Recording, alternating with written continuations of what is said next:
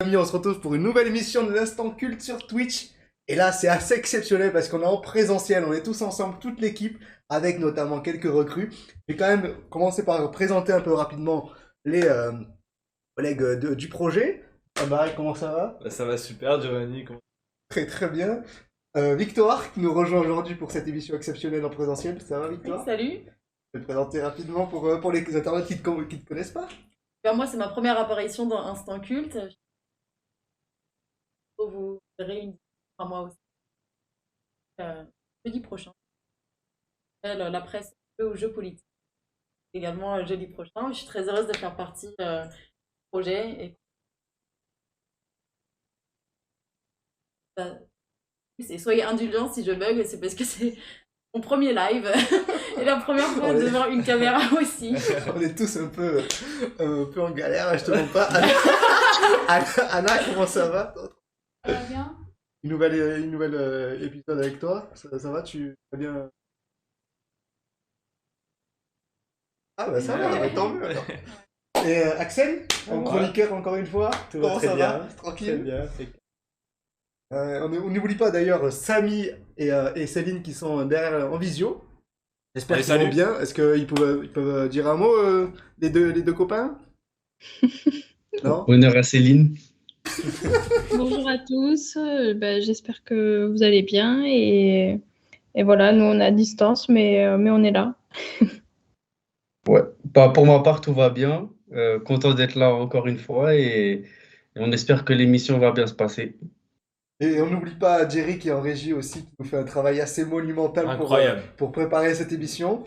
Aujourd'hui, c'est une grande émission parce qu'on va parler de Black Mirror, une série sur Netflix. Embal avait émis l'idée de parler de cet épisode, donc on va en parler un peu rapidement pour passer le contexte pour les internautes. Alors, pour faire un petit résumé, un épisode donc 2 de la saison de Black Mirror.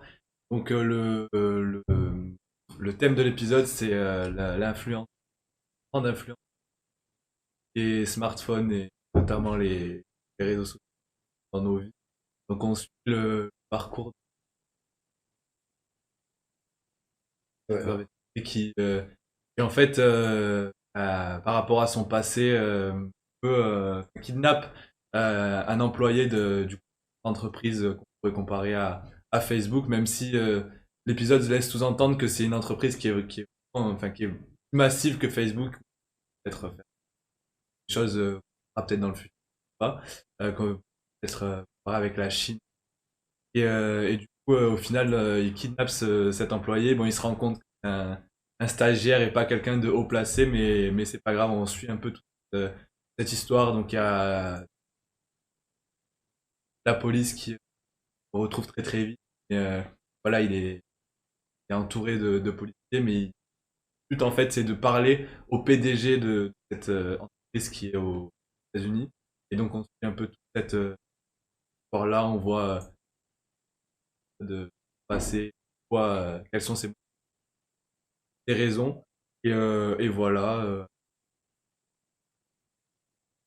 Et ouais, c'est vrai que cet épisode il était assez intéressant et tu peux là en Alors, particulier. je l'ai choisi parce que c'est un de mes épisodes préférés de Black Mirror. Je le trouve vraiment excellent, bah, du coup, avoir revu là avant l'émission.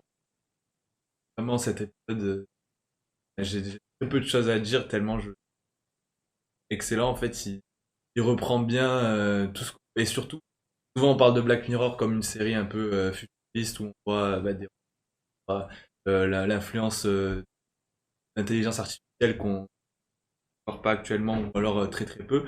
Et cet épisode, je trouve qu'il est totalement dans l'ère qu'on vit actuellement parce qu'il prend un fait qui pourrait arriver à n'importe qui dans nos c'est-à-dire c'est du coup par passé, c'est un accident de sa fiancée, un accident de voiture où il est le conducteur.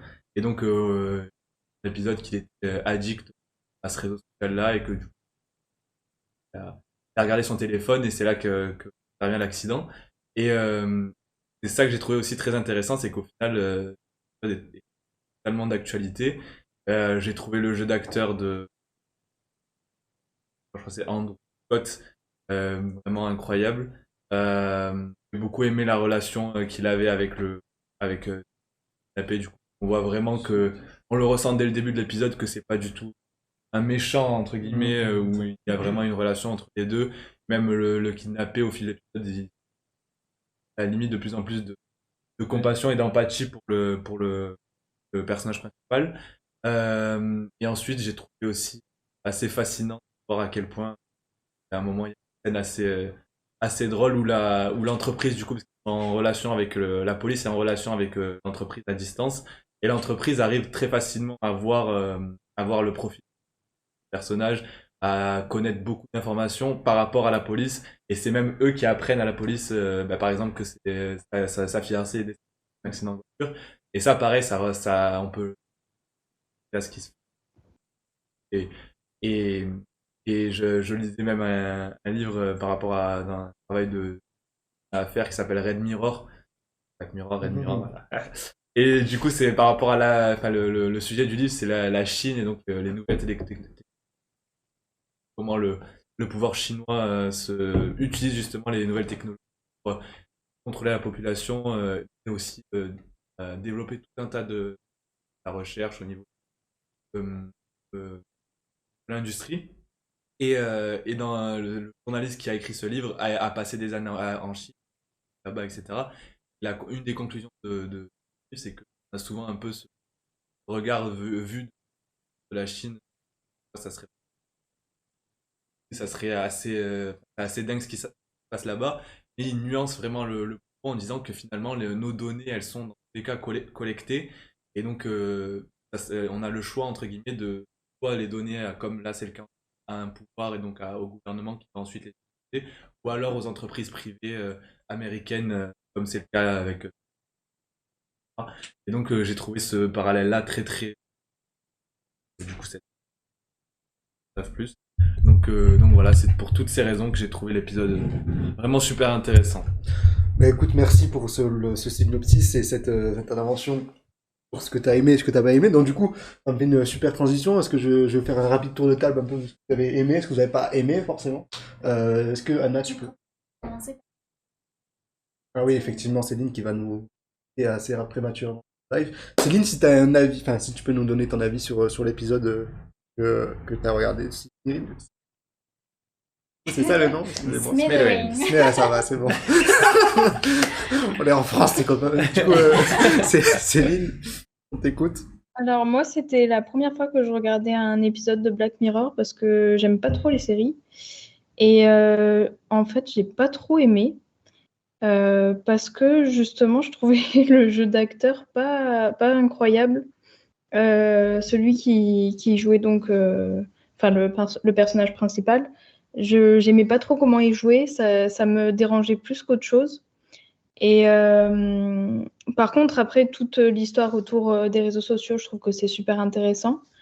Je trouve que c'est une problématique, on est tous concernés parce que la plupart d'entre nous, on utilise les réseaux sociaux et actuellement, on utilise un réseau social pour pouvoir faire cette émission.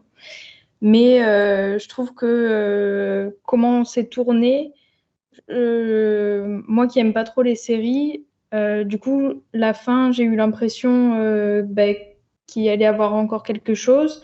Alors que quand j'en ai discuté avec certains de l'équipe, ils m'ont dit, ben non, mais c'est normal que ça se termine comme ça. Et puis justement, l'épisode d'après n'a rien à voir avec cet épisode.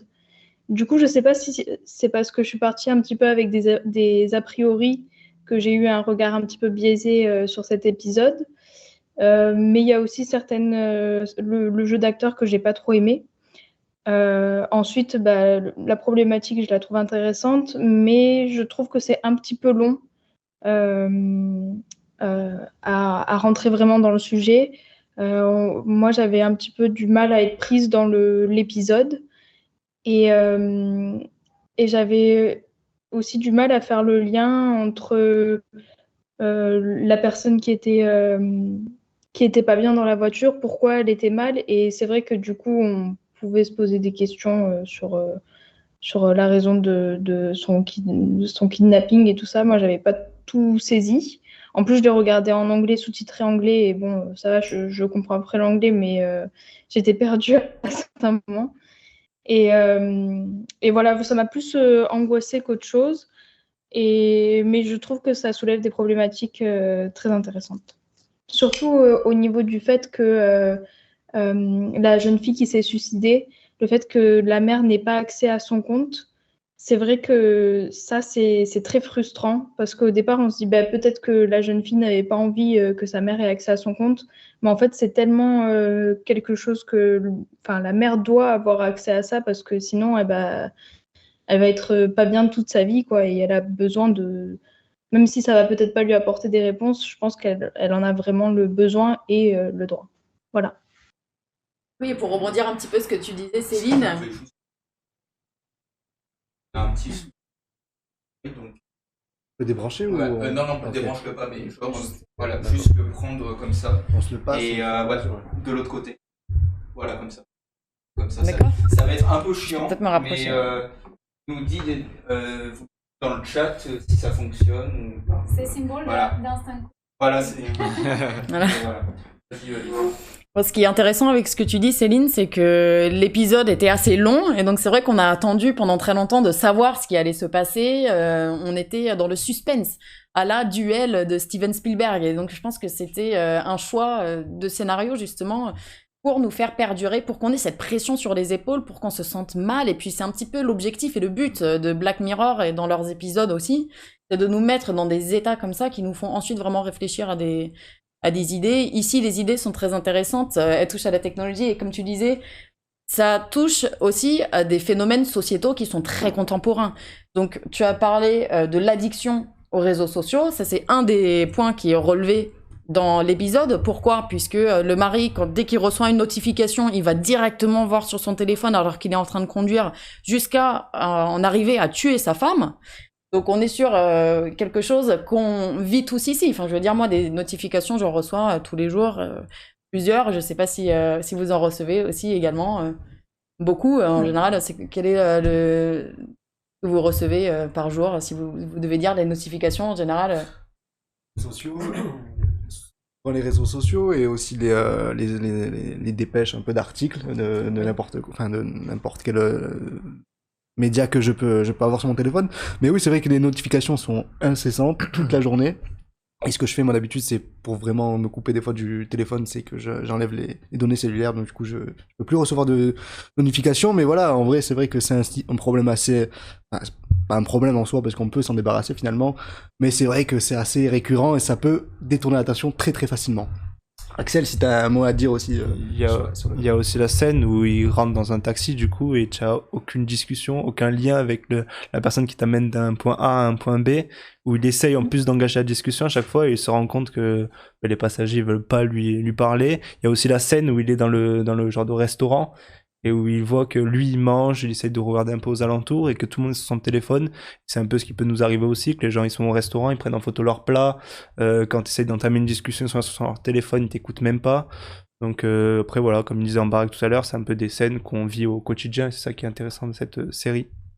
Pour rebondir sur ce que disait Fanny, c'est vrai que pour faire le lien avec le master qu'on est en train de faire en information communication, on voit aussi des notifications en direct, et parce qu'il y a une réelle demande derrière de informations à la minute. On veut être informé tout de suite maintenant, et ça a créé des dérives aussi, et on l'a vu notamment lors du fiasco de ce que ça a été le Covid, où on a reçu des informations qui n'avaient pas été fact-checkées, qui n'avaient pas été sûres, mais bon, au moins, on est rassuré de recevoir une information systématique, à la minute même, et puis ça crée aussi des dérives dans ce sens-là, des notifications finalement. Samy, est-ce que tu as un mot à ajouter sur la série ? Qu'est-ce que tu en as pensé ? Quelles sont les scènes qui t'ont marqué, ou qu'est-ce que t'as pas aimé tout simplement ? On t'écoute. Ouais, moi, à l'inverse de Céline, je regarde beaucoup de séries et j'avais déjà regardé Black Mirror, mais moi je suis assez d'accord avec Céline, j'ai pas particulièrement apprécié cet épisode. Je trouve pas que ce soit un des meilleurs épisodes de Black Mirror, et en fait, je le trouve aussi très long. Et moi, au contraire, j'ai pas ressenti de pression particulière dans l'épisode parce que je l'ai trouvé un peu cousu de fil blanc quand même. j'avais l'impression que je savais à peu près le dénouement que ça allait avoir. Et je trouve que dans certains épisodes de Black Mirror, j'ai souvent l'impression d'être très très surpris. Il y a eu des épisodes, il y en a un que j'avais beaucoup aimé, c'était celui avec des notes. Il y avait une fille qui se faisait noter à un mariage, et celui-là était super bien. Mais il y en avait un aussi avec deux gars qui se mettent à jouer à un jeu vidéo et qui en fait tombent amoureux l'un de l'autre. Et ça, j'avais bien aimé. Mais cet épisode, j'étais moins dedans parce que je trouvais qu'il... En fait, comme a dit Mba, c'est que cet épisode, il est très ancré dans le réel, dans le présent. Du coup, en fait, c'est des problématiques qu'on connaît déjà. Donc, moi, j'avais l'impression que ça bougeait pas particulièrement les lignes que ça, en fait, parce que j'avais l'impression que c'est déjà des problématiques qu'on a, là où Black Mirror se veut futuriste. Je les ai pas trouvés particulièrement futuristes dans ce cas-là, en fait. Je trouvais que c'était vraiment ce qui se passe actuellement. Quand tu vois dans la même saison, il y a des trucs avec des drones ou des chiens guerriers robots. Genre, pour moi, c'était pas du tout au même niveau en fait d'avancée technologique. Pour moi, là, on était vraiment dans le présent, et c'est pour ça que j'ai un peu moins aimé l'épisode. Je trouve aussi que le jeu d'acteur était moins bon. Je trouve que l'otage jouait super bien, au contraire. L'otage, j'ai l'impression qu'il joue super bien. Les policiers, j'étais pas trop dedans. Le mania là, des réseaux sociaux, pareil, genre c'est un peu caricatural, De fou. sa retraite et tout. Même d'un point de vue cinématographique, en fait, tu lui mets un peignoir blanc, des cheveux longs, tu vois, ça faisait un peu. Il voulait le faire passer pour un dieu, pour une divinité, et je trouvais que ça se voyait trop.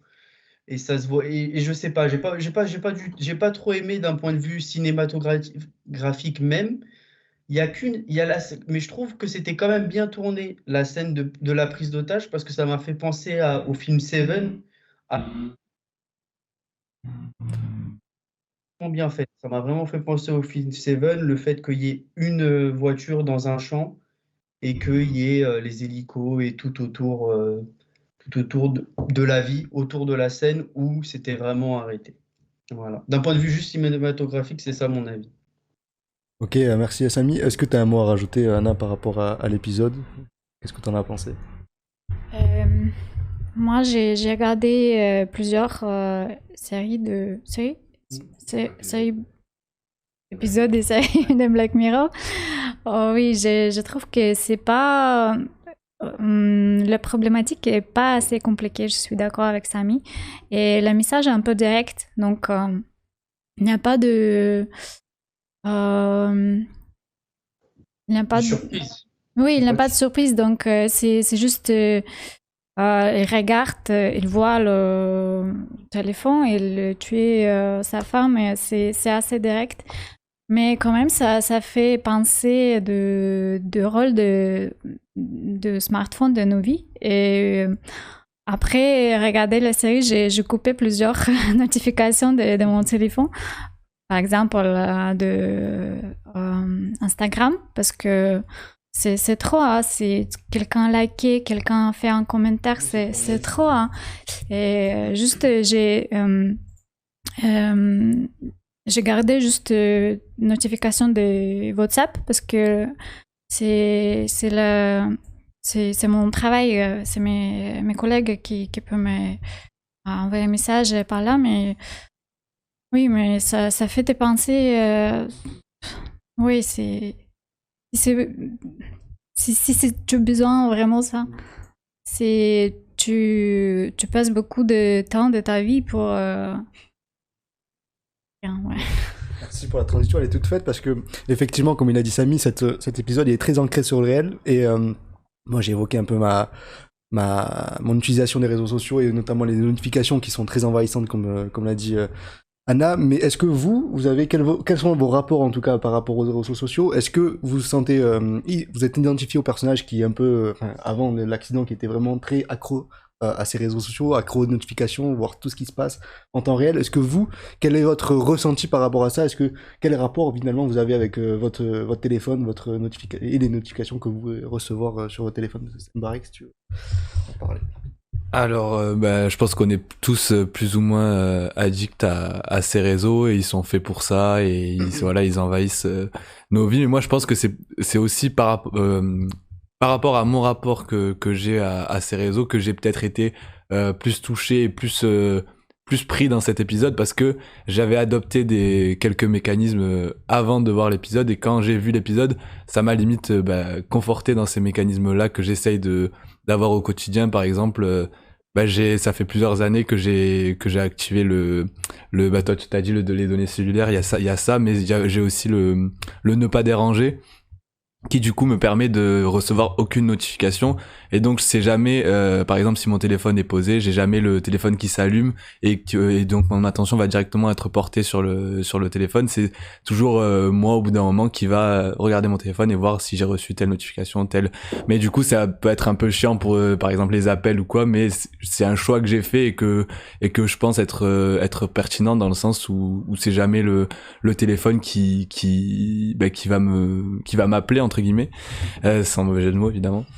Et et du coup c'est ces quelques mécanismes là qui font que je pense que j'ai pu être touché par cet épisode là parce qu'on voit que les notifications sont finalement, comme on l'a tous dit, au cœur du truc, que ce soit l'accident de voiture, mais aussi à la fin c'est un peu plus enfin on le voit pas forcément directement, mais quand la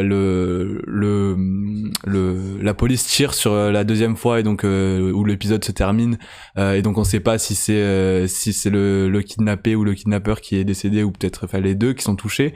On voit que pendant le générique on voit plusieurs séquences où t'as des gens qui sortent du travail, une personne qui est en voiture justement, une autre qui est sur un terrain de basket, qui reçoivent tous la notification. Même on voit ceux qui sont aux États-Unis qui ont suivi l'affaire depuis le début, qui reçoivent la notification et qui ensuite laissent de côté comme si c'est une de plus quoi, comme une parmi tant d'autres.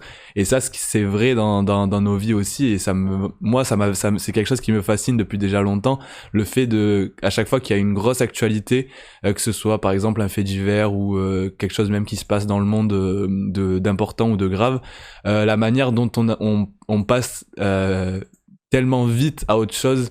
Tout dépend de l'actualité, mais si c'est une actualité vraiment importante, ça va mettre plusieurs jours, mais au bout d'une semaine, 2 semaines, on aura totalement oublié ce qui s'est passé, tellement on a tellement d'informations, tellement de choses qui se passent, que ce soit avec les réseaux sociaux, avec les chaînes d'infos en continu qui sont obligées de tout le temps raconter des histoires. Et donc ça c'est quelque chose qui me fascinait depuis longtemps et qui a été accentué ou en tout cas mis en lumière par cet épisode. Et voilà pour moi. C'est vrai que tu as mentionné le fait que l'actualité est vraiment très très présente aujourd'hui, que ce soit aussi les réseaux sociaux, et comme l'a dit Anna, professionnellement parlant aussi, c'est vrai que c'est assez important. C'est pour ça que je voulais avoir l'avis de Céline, qui est active aussi professionnellement. Est-ce que pour toi, Céline, c'est aussi envahissant que ça? Est-ce que au niveau professionnel aussi, ça amène beaucoup de notifications? Est-ce que vraiment ton téléphone, il sonne toute la journée, quoi, littéralement? Oui, quasiment. Et d'ailleurs, je m'en suis rendu compte, notamment avec les comptes rendus hebdomadaires.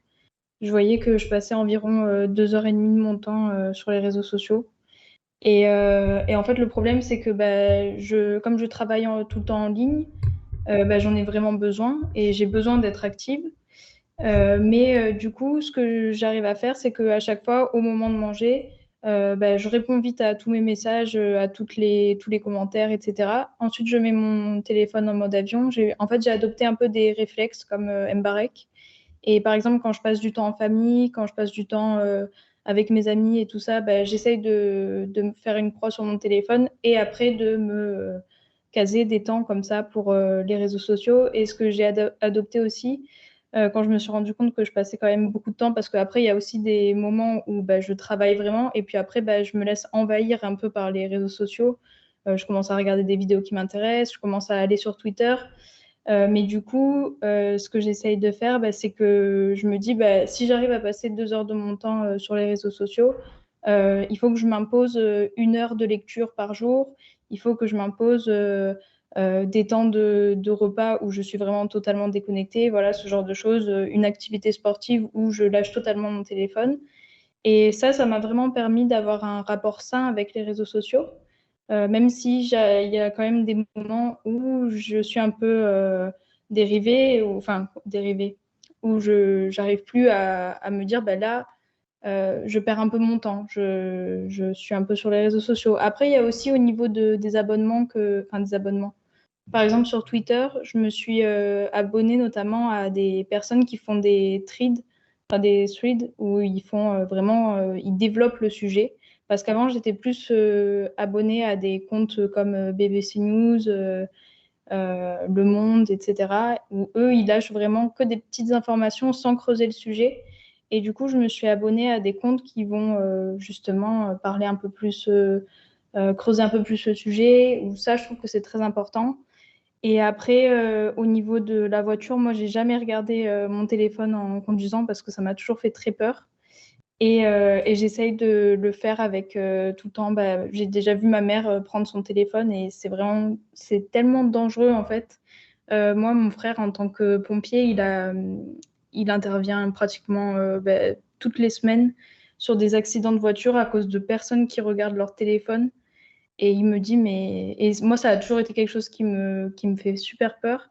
Et à chaque fois, quand il me raconte ces accidents, et d'ailleurs, mon frère fait beaucoup moins les pompiers à cause de ça, alors il adore être pompier volontaire. Mais ça l'a tellement traumatisé que ça le dérange de faire ça. Et je trouve ça très, très triste parce que pour une simple notification, ben, on ne peut pas mettre la vie des autres en danger et c'est trop triste, quoi. Donc voilà. Donc ne regardez pas votre téléphone, même si vous recevez des notifications de votre père, de votre mère en voiture. Et ben, moi, je vais vous laisser parce que j'ai un rendez-vous justement avec ma meilleure amie. Et donc, je vous fais un gros bisou à tous et je trouve que ce sujet est super intéressant. Donc, bonne soirée. Et ça m'a fait trop plaisir d'échanger avec vous. Super, super, on te remercie pour ta présence, Céline. On te souhaite une bonne soirée. Bonne soirée. Je voulais rebondir aussi sur Samy, parce qu'on sait qu'il n'a pas de réseaux sociaux, lui. Il vit un peu en autarcie. Mais est-ce que toi, Samy, du coup, ton téléphone, il sonne pas du tout parce que t'as pas de réseaux sociaux et peut-être que tu t'intéresses moins aussi à ton téléphone la journée, forcément. Est-ce que toi, ton téléphone, t'arrives à garder une certaine distance avec ça? Également. Bon, déjà, pardon d'un truc. Céline, elle a parlé de son frère qui est pompier. J'espère que le Axe, il a entendu. J'en étais sûr.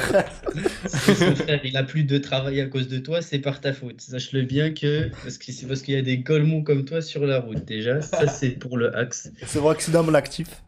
Ouais, il était honteux, frère, mais ça c'est autre chose. Bon. Mais non, bon, par rapport aux réseaux sociaux, moi je sais que ouais, j'ai pas de réseaux sociaux à part LinkedIn. Mais ça, c'est juste, faut qu'on m'envoie un stage. J'accepte pas les DM bizarres. Donc non, franchement, j'ai pas de réseaux sociaux. Je suis vraiment heureux de pas avoir de ces réseaux sociaux. Moi, je connais personne dans mon entourage qui n'a pas de réseaux sociaux, bah, à part des personnes plus âgées que moi, genre mes parents et tout. Mais franchement, ouais, à mon âge, c'est un peu particulier de pas avoir de réseaux sociaux. À chaque fois, on me prend un peu pour un fou. Me Mais, régale. mais honnêtement, franchement, je le vis grave bien. J'envie pas trop les gens. Je regarde pas trop leur vie, donc je sais pas trop ce qu'ils font. Et après, en fait, quand tu découvres ce qu'ils font, bah, c'est juste s'ils te parlent. Mais s'ils te parlent pas, bah, t'as plus de lien avec eux. Mais moi, je sais que ça me dérange pas trop de pas avoir de lien avec les gens.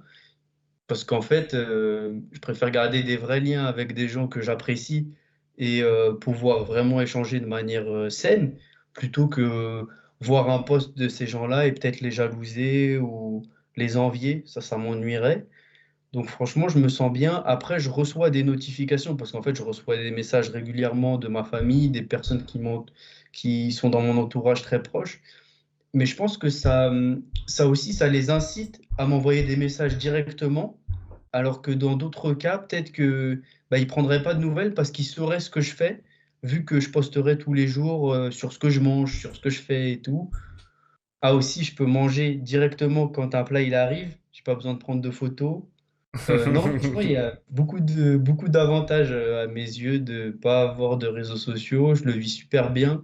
Mes journées, je les arrange comme je veux. En vrai, je perds beaucoup de temps avec YouTube, je trouve, parce que je regarde plein de choses sur YouTube, mais sinon, j'ai pas l'impression de perdre du temps particulièrement avec mon téléphone. C'est vraiment YouTube qui peut être qui peut manger un peu mon temps de temps en temps. Genre, en fait, c'est parce que je regarde des émissions qui sont assez longues, de 1 heure, 2 heures, donc c'est pour ça que je peux perdre du temps. Mais sinon, le téléphone, ça va, je m'en sors bien, j'ai l'impression.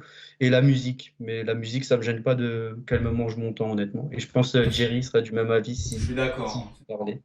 Ah, Voilà. il confirme. C'est vrai que t'as évoqué des sentiments qu'on peut éprouver quand on est beaucoup de temps sur les réseaux sociaux, comme la jalousie, envier les gens. C'est ce qu'on avait d'ailleurs enquêté l'année dernière avec Madame Fourquet en M1. SO. Les réseaux sociaux et le bien-être, bon, on va pas vraiment rentrer là-dedans parce que c'est un gros sujet, il faudra une grosse émission pour en parler. Mais du coup, j'ai pas eu l'avis de Victoire. Est-ce que toi, tu peux nous en parler aussi de ton rapport finalement aux réseaux sociaux, notifications, est-ce que ça bouffe ton temps? Eh bien justement, pour rebondir ce qui vient d'être dit, je pense que les réseaux sociaux peuvent être utilisés de plein de manières différentes, dépendant de qui on follow en fait.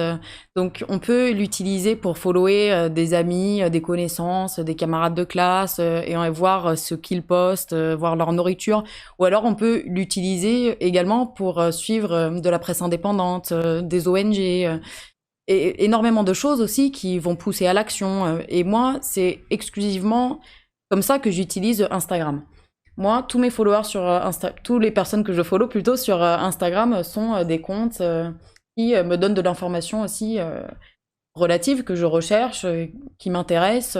Et c'est les ONG auxquelles je suis engagée, pas forcément, mais les ONG aussi qui poussent à des appels à l'action que je retrouve aussi beaucoup. Donc moi, je partage ça et je participe à créer une sphère comme ça qui est très propre.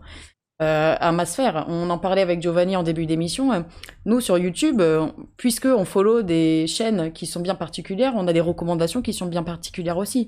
Ça va être des recommandations de la presse indépendante, d'émissions. Et donc, en fait, on peut utiliser les réseaux sociaux, je pense, à bon escient.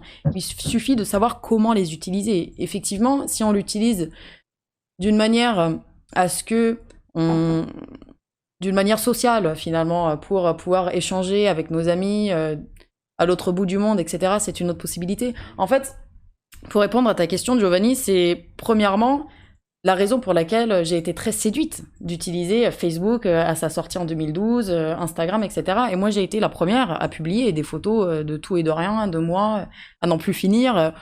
Bon, aujourd'hui, j'ai supprimé Facebook, j'ai supprimé toutes mes photos en ligne. J'espère qu'on me retrouvera plus sur Internet. Bon, je pense que de toute manière, bon, les traces restent.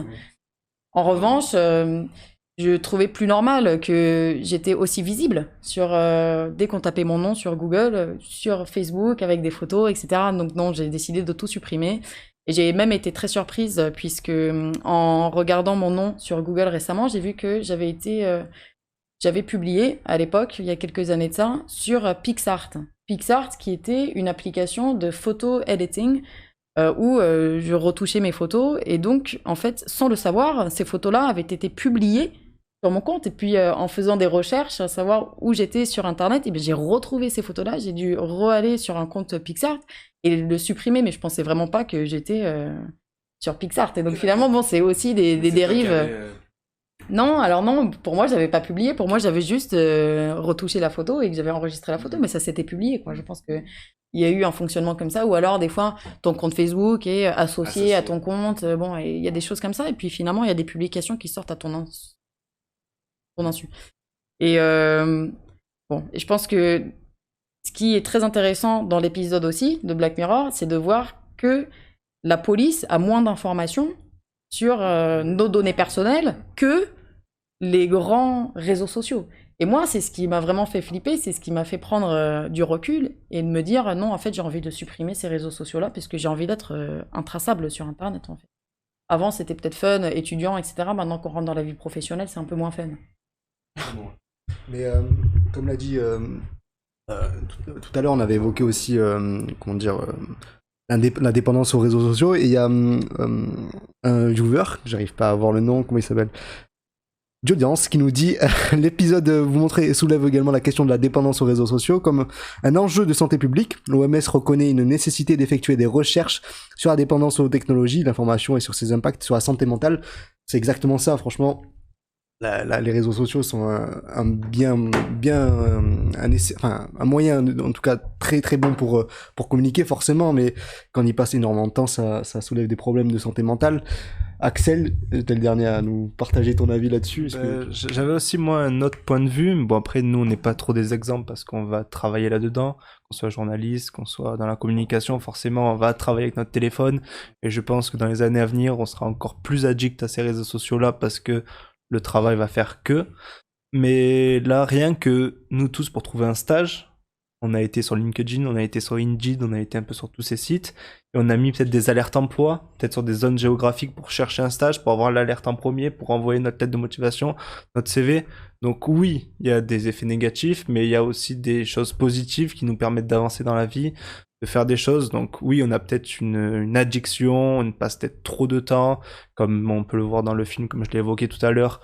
Bon, c'est impensable de rentrer dans un taxi, même pas parler au chauffeur ou ne serait-ce juste lui répondre et être sur son téléphone, comme être à table avec ses amis et penser à prendre son plat en photo pour l'envoyer à son réseau pour savoir si on va faire 30 j'aime ou 80 j'aime. Ça, c'est un peu fou, quoi. Mais après, d'un autre côté, il y a quand même quelques effets positifs et on peut pas le dénigrer. Et je pense que c'est pour ça aussi que on reste quand même un petit peu sur les réseaux sociaux et qu'on vit avec ce temps qui passe, quoi.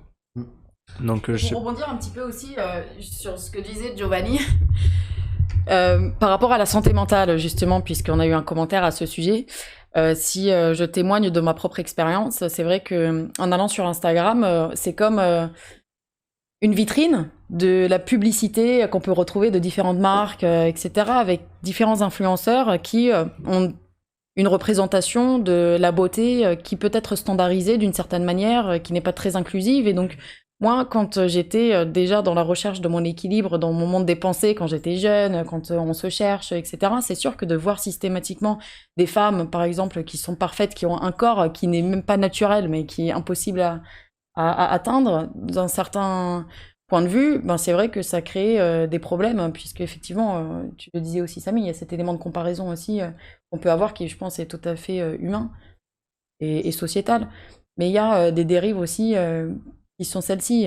C'est qu'on a vraiment une représentation aussi.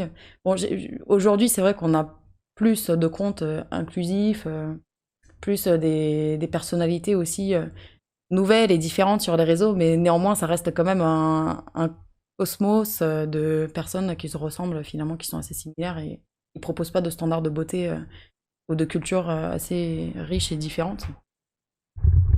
Je pense que le danger aussi, c'est peut-être plus la prise de conscience. Peut-être que nous, on a conscience et du coup, on limite un peu nos usages. Mais on voit que les générations qui arrivent, ils sont de moins en moins conscients. Ils pensent que c'est la vie future. Et c'est peut-être là le risque, c'est peut-être là le problème. C'est que, bon, nous, peut-être qu'on va réussir à s'en sortir, on va réussir à limiter nos usages et l'utiliser à des fins positives. Mais peut-être que les générations futures, elles vont rentrer là-dedans et finalement, elles vont plus avoir conscience de toutes ces choses-là. Et que ça peut peut-être partir dans un monde complètement à la dérive, quoi. En fait, pas forcément, puisque ce qu'on est en train de voir en ce moment, c'est un switch des revenus, des profits, justement, de ces multinationales. On a vu Twitter qui est complètement dérégulé, qui perd complètement de sa valeur, mais on voit aussi d'autres plateformes comme Facebook qui se voient maintenant devoir virer énormément d'employés. Pourquoi ? Parce qu'ils n'ont plus du tout la marge de progrès qu'ils avaient avant, ils n'ont plus du tout le chiffre d'affaires qu'ils avaient avant. Donc en fait, on est quand même en train d'assister à un recul de l'utilisation de certaines plateformes. Il y en a d'autres aussi qui arrivent, par exemple TikTok qui arrive et qui a pris peut-être qui va prendre la place de Facebook dans quelques années, si ce n'est bientôt. Et est-ce qu'il n'y aura pas un autre réseau social qui va prendre la place un peu de tout ce qui va... On ne sait pas ce qui peut arriver, mais oui, c'est vrai qu'il y a certaines plateformes, surtout celles qu'on a connues, qui commencent à baisser, à avoir moins d'influence, tout ça, mais il y a d'autres réseaux sociaux qui arrivent et qui vont peut-être prendre la place de ces réseaux sociaux-là. Alors en parallèle à ça, j'avais aussi vu dans le même article que ce qui est en train de se proliférer de manière assez exponentielle en ce moment, c'est l'industrie du tourisme. Et je pense que c'est justement parce que les gens veulent plus être sur les écrans, le métaverse et tout, à un moment donné, les technologies, ça se sature et les gens veulent faire partie du réel, veulent retrouver ces connexions-là. Et l'industrie du tourisme, là, est en plein boost. Et ces prochaines années, ça va être très prometteur, au dépit peut-être de l'industrie du numérique. On peut espérer aussi un progrès dans ce sens-là. Moi, je suis pas forcément sûr, tu vois, rien qu'en prenant l'industrie du tourisme, tu peux pas tirer des conclusions après des 2 années de Covid. Peut-être qu'il y a un boom à la suite du Covid, donc on peut pas savoir si ça peut être un boom qui va s'avérer de manière pérenne ou qui va juste être un petit boom et s'éteindre après. De plus que le tourisme, il y a du tourisme de masse qui est fait en fonction des réseaux sociaux. Et ça, il y a des zones géographiques qui le disent très clairement. Il y a des endroits géographiques où carrément il y a des arrêtés de maires qui disent qu'ils ne veulent plus de tourisme. Donc en fait, je trouve que moi, j'imagine pas le monde sans réseaux sociaux et et je les vois pas baisser, hein. Honnêtement, franchement, le poids qu'ils ont pris, je les vois pas rompre. Honnêtement. Et combien il y a d'hôtels, d'agences de voyage qui payent des influenceurs? Pour donner un exemple, moi c'est vrai que j'ai de la famille qui habite en Italie, dans les Pouilles, et il y a quelques années de ça, j'ai allé à la fin des années 2010, début des années 2011, 2012, et à cette époque-là, il y avait très peu de tourisme, et depuis quelques années maintenant, franchement, c'est devenu un peu l'endroit à faire en Italie, et je vois énormément de publications, donc c'est vrai que votre exemple, il est très intéressant. Il y a Civil qui nous dit « Je pense que les réseaux sociaux sont arrivés sans qu'il y ait de réelle éducation du citoyen sur leur utilisation. Aujourd'hui, il y a une vraie sensibilisation à l'utilisation des réseaux sociaux. Effectivement, c'est vrai que... Ouais, en vrai, non, je suis pas forcément d'accord. Il y a pas vraiment des sensibilisations. Après, on laisse des fois c'est des gosses finalement qui sont laissés avec des téléphones entre les mains dès l'âge de 4, 5 ans, 6 ans. Et ils regardent des dessins animés, certes, c'est assez inoffensif, on peut penser, mais quand on passe énormément de temps à un âge aussi bas, forcément, je pense pas que ce soit des réels effets positifs. Donc, la sensibilisation, je pense qu'elle vient d'abord de l'éducation des parents. Je pense que c'est à cet âge-là qu'on doit donner les raisons pour lesquelles les réseaux sociaux c'est mauvais et c'est bon. Enfin, mais aujourd'hui, peut-être avoir un cours aussi à l'école élémentaire, ou peut-être un peu trop jeune l'école élémentaire, mais peut-être au collège. Oui, l'éducation civique ou quoi. Pourquoi pas imaginer une classe technologie, justement, où on nous accompagne à comprendre les différents systèmes technologiques. C'est ça. Comment bien s'informer. Parce que c'est un réel danger. Parce que moi, je vais donner un exemple de ma famille, littéralement. J'ai un petit cousin qui a 4 ans. Et la dernière fois, on était chez ma grand-mère. Et il est resté 5 minutes et voulait se barrer. J'ai dit, mais pourquoi tu te barres? Il me dit, j'ai pas de wifi. J'ai dit, bon, allez, t'es finito, toi, ça dégage. Non, tout ça pour dire que je pense que, au-delà de mon cousin, c'est un exemple qui est assez généralisé. Parce qu'aujourd'hui, que ce soit dans les bars, dans les restos ou n'importe où, pour que le garçon ou la fille soit vraiment en paix avec lui-même et qui ne casse pas, qui casse pas les pieds à ses parents, lui met le téléphone entre les mains et des vidéos et il est content. Donc c'est la sensibilisation, je pense qu'elle vient, comme je l'ai dit, des éducations. C'est vrai que c'est un peu compliqué aujourd'hui.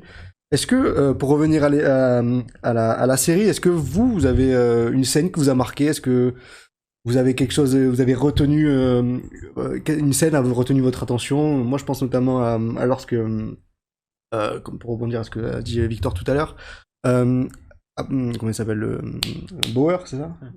Billy Bauer, ouais. Il retrouve l'identité finalement de l'otage et du tueur, enfin du tueur en série, qui finalement, je vous spoil un peu, bon bref, il se met en mode littéralement Dieu, genre il dit je me mets en mode Dieu et je retrouve toutes les coordonnées finalement de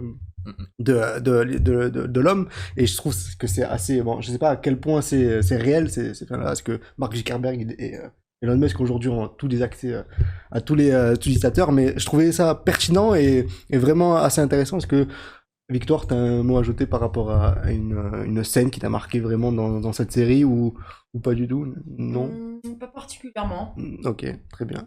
Tant pis. Est-ce que qui me vient depuis un moment, ouais, c'est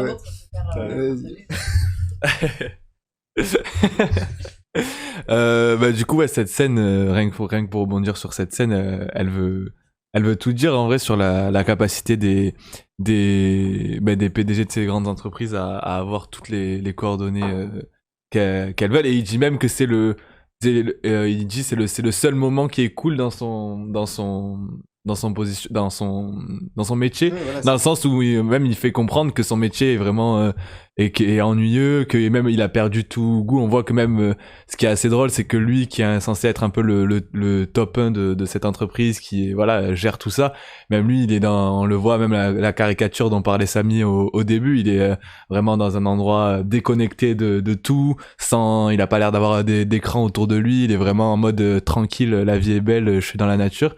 Et ce décalage là il est assez intéressant, et même en le rapportant à la réalité, quand on voit il y a eu plusieurs fois des documentaires ou des témoignages de personnes justement qui travaillent directement à la Silicon Valley ou qui travaillent dans ces entreprises-là, et qui disent très clairement que, on en revient aux enfants, ces personnes qui ont des enfants, ils disent, moi, mon enfant ou mes enfants, ils toucheront pas du tout à même je vais pas les inscrire, ou ils toucheront pas à ces écrans avant tel âge, ou même, il dit son enfant, il a 15 ans, 16 ans, c'est hors de question parce que il est à l'intérieur du processus, il sait très bien comment ça marche, et il a vraiment il a tout le champ devant lui pour voir à quel point c'est néfaste, et ça en dit beaucoup. Et même pour revenir à ce qu'on disait au début sur la mère de famille, c'est Céline qui en parlait, qui a pas accès justement à ces codes. On voit le décalage entre le PDG qui n'a aucun lien avec la personne en question, qui arrive en un seul claquement de doigts entre guillemets à avoir toutes les informations qu'il veut, alors que la mère, elle, qui est sa mère, qui veut juste voir ce que sa fille postait, etc., qui elle, on lui refuse catégoriquement. On voit un peu l'ineptie de ces systèmes là. Et moi, pour les scènes, enfin pour une scène en particulier, j'ai déjà parlé de la scène tout à l'heure par rapport aux notifications qui arrivent, et de toutes les personnes. Donc voilà, je pense qu'au final, la fuite en avant technologique dont on parlait tout à l'heure, je pense qu'elle est irréversible, parce qu'on a atteint un niveau aujourd'hui, on peut pas revenir dans une période où les écrans étaient très peu présents, et même le Covid a fait en sorte que on est passé à du télétravail, on est passé à des cours à distance, tout ça a aussi été un accélérateur. Et donc je pense que l'attitude à adopter individuellement, c'est juste en sachant que nos données sont récoltées à plus ou moins grande échelle selon notre activité sur internet, que voilà, on est connecté, à part si on décide comme Samy de n'avoir aucun réseau, et voilà, on est sans cesse connecté. C'est juste de savoir nous à quel moment on décide de s'en émanciper, et d'arriver à déconnecter, et comme tout le monde a dit un peu ces mécanismes, ces techniques. Et on voit même ça sera ma dernière truc, mais dans l'épisode, à un moment, il dit, quand il s'exprime avec le Billy Bauer, il lui dit, j'étais addict, j'étais une de ces personnes-là, j'étais un cliché. Et donc il avoue avoir été addict, et là on apprend au début de l'épisode que finalement depuis l'accident il utilise plus du tout, enfin son compte est inactif, et donc on voit bien que même s'il y a une addiction, au final quand il y a un événement, ou quand il y a une volonté réelle de ne plus l'utiliser, ou en tout cas de s'en écarter, on peut y arriver, parce qu'au final on reste maître quand même de nos faits et gestes. Et donc j'ai trouvé ça aussi assez intéressant. C'est une graine d'optimisme. Voilà, exactement, dans tout ce marasme. Dans cette tragédie, quel épisode, évidemment. C'est ça. Et j'ai pensé à une autre scène. Ah. Voilà. Je vais la faire très courte, mais c'est vrai que ça me faisait penser à ce que je disais en début d'émission, où on veut de l'information en direct. Le fait qu'on a eu des jeunes qui passaient en vélo, qui ont vu tout ce qui s'est passé, et qui le premier réflexe a même pas été de sortir de la zone, alors qu'il y avait quand même un danger, il y avait une arme à feu, il y avait la police qui leur disait de partir, etc. Ils sont restés jusqu'au bout pour filmer la scène, pour divulguer cette information en direct. Et puis j'ai trouvé du coup ça aussi assez intéressant. C'est quelque chose à vous dire. Axel, moi je vous ai déjà j'ai déjà parlé des deux scènes assez choquantes qui sont le reflet de notre société actuelle. Donc la scène où il est dans la sorte de restaurant, et où il voit que tout le monde est sur son téléphone, et que lui il est là, du coup il utilise plus ses réseaux, et on comprend à la fin que ça fait 3 ans qu'il utilise plus ses réseaux sociaux, et qu'il se tourne un peu sa tête pour essayer de parler à quelqu'un, et qu'il voit que tout le monde est sur son téléphone, que personne ne se parle. Et la scène aussi où on voit que certains influenceurs du moment, ils se filment souvent dans leur Uber, dans leur taxi, tout ça, et qu'on se rend compte que en fait même nos taxis aujourd'hui ne doivent plus discuter avec les clients qui prennent, ou alors très peu. Et souvent on se filme en plein dans le taxi, les influenceurs qui ont une grosse communauté, ils parlent à leur communauté dans leur taxi, sans même penser à parler aux chauffeurs qui les emmènent d'un point A à un point B. C'est assez mal de se dire qu'on vit dans cette société actuellement. Autre point sur ces chauffeurs justement de taxi. Ce que veut montrer l'épisode aussi, je pense, c'est que c'est très facile de se créer un compte, comme sur Uber, d'avoir des intentions très mauvaises et de pouvoir s'accaparer n'importe qui dans sa voiture. L'ubérisation de la... C'est vrai, Merci, bah oui, Macron. justement. Samy, toi, est-ce que dans cet épisode, il y a quelque chose qui t'a marqué, qui t'a fait soulever d'autres problèmes? Est-ce que tu peux... Même si t'as pas aimé. Oui, si t'as pas aimé, c'est vrai. Non, bah moi je voulais rebondir sur ce qu'ont dit Joe et Mba parce que j'étais grave d'accord et surtout ce qu'a dit Mba parce que j'avais noté la même chose dans le sens que bah, sa mère qui cherche des informations sur sa propre fille qui n'en a pas au contraire des réseaux sociaux. Aussi le fait que voilà il y a des données que voilà les réseaux sociaux peuvent avoir alors que des services publics comme la police ou le FBI n'ont pas ces infos n'ont pas ces infos ou même les ont moins rapidement. Et ça, c'est assez inquiétant en fait. Ça veut dire que les réseaux sociaux peuvent être un contre-pouvoir à l'État. Et ça m'a assez inquiété et je trouvais que, comme a dit Joe assez pertinemment, voilà la scène où il dit je me mets en mode Dieu, mais je l'avais ressenti bien avant qu'il le dise parce que je trouvais vraiment l'imagerie faite de cette façon, le fait qu'il surplombe la montagne, qu'il ait un peignoir blanc, les cheveux longs et tout, je trouvais qu'il y avait vraiment une sorte de métaphore de Jésus ou de Dieu.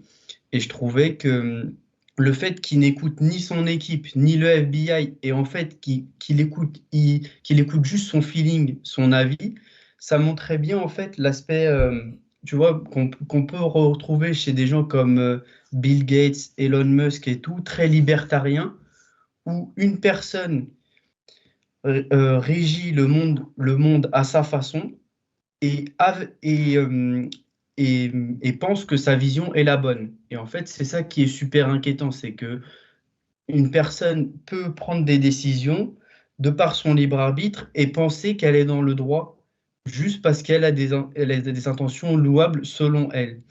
Quand je vois par exemple Elon Musk qui veut aller sur la Lune, bah là je me dis, ouais, lui il pense que c'est bien, mais putain, comment c'est possible qu'il ait autant de pouvoir et qu'il puisse faire ces choses? Mais en fait, c'est pas étonnant parce que la série le montre. Ces gars-là, ils ont beaucoup trop de pouvoir. Et, et leurs intentions, si elles sont mauvaises, ils peuvent faire ce qu'ils veulent. Mais le pire, je pense, c'est en fait s'ils pensent que leurs intentions sont bonnes. Et c'est là où ça m'inquiète en fait le plus, c'est que si ils n'acceptent pas d'avoir de contre-avis ou de contre-pouvoir, c'est très vite une dictature. Et là où tu penses être libertarien, laisser la liberté à tout le monde, en fait, t'en enlèves à tout le monde et tu te prends pour Dieu. Voilà. Et oui, mais justement, il y a Civil qui nous dit, ce qui est intéressant aussi, c'est le passage pendant lequel le patron fait une retraite sans connexion. Ça nous montre que même les patrons de ces réseaux sociaux ont besoin de déconnecter. Et il le dit à la fin aussi pendant l'épisode, Ouais. que on a créé un monstre, quoi, et les gens sont vraiment addicts, ils ont C'est l'impression ça. d'être au casino, quoi. Ils sont en train de sans cesse en train de rafraîchir. Il y a pas vraiment de réflexion là-dedans, c'est juste machinal. Et ils ont conscience, je pense, que ces problèmes-là, les PDG de tous ces réseaux sociaux, il faut qu'ils fassent des retraites sans connexion, comme il dit Civil, parce que c'est pour leur bien, je pense. Et il y a, Mais par oui. rapport à ça, si je peux rajouter Vas-y. quelque chose, comme a dit Mba, en fait, moi je pense qu'il parle peut-être du documentaire Derrière nos écrans de fumée.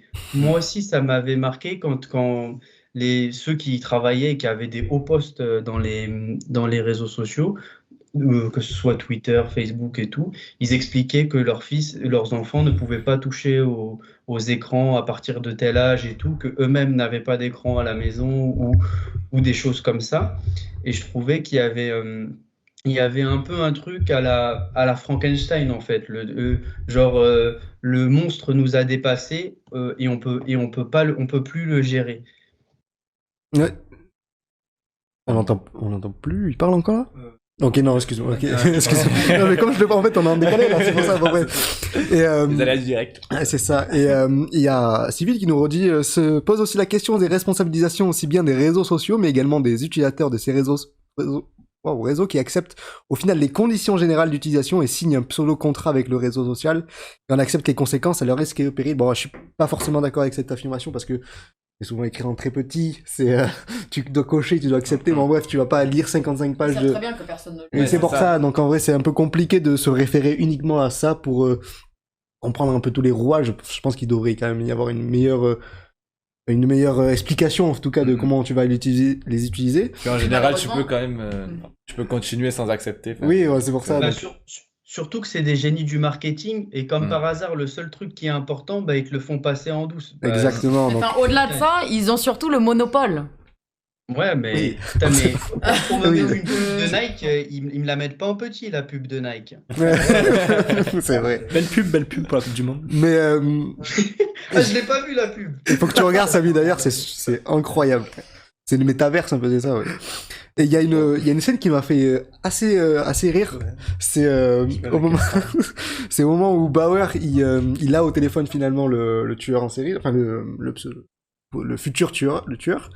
Et il y a sa responsable, son assistante là qui vient le voir, il lui dit voilà, pour avoir les bons mots, les mots justes quand il te parle, on a fait appel à des psychologues, c'est ça non, qui sont un peu qui ont Faut donner des des éléments de négociateurs, langage, quoi. des éléments de langage, et il voit dans les messages défilés, on lui dit sois compatis avec finalement le tueur, essaie de lui dire je t'entends et tout, et il le reproduit finalement au téléphone avec le mec, il dit je t'entends, je compatis, le mec il dit ils sont normal mec, gros qu'est-ce que tu me racontes là et tout, et finalement que ça prouve aussi que tous ces PDG de grandes entreprises, les mecs ils sont assistés, ils arrivent même plus à être eux-mêmes, enfin après c'est une blague en vrai, je pense que ça n'existe pas autant, mais ça montre aussi l'assistanat de tous ces ces PDG qui sont parfois je pense qu'ils sont assistés tout simplement, bref. Bon, en tout cas, je pense qu'on a fait assez le tour de la série. J'avais une question aussi pour vous. Est-ce que, étant donné que nous, on a grandi un peu dans les débuts des années 2000, on a eu des téléphones assez tard. Ben, personnellement, j'ai eu en 6e pour que je prenne le bus en toute tranquillité et que j'appelle mes parents quand je suis rentré à la maison.